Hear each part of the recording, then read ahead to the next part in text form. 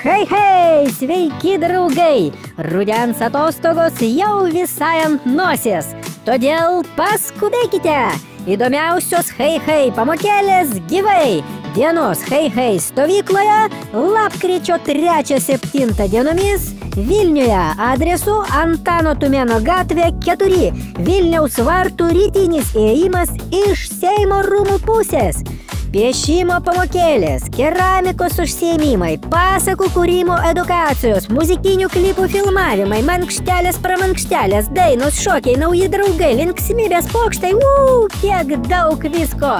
Lapkričio 3-7 dienomis. Praleiskite rudens atostogas linksmai ir prasmingai.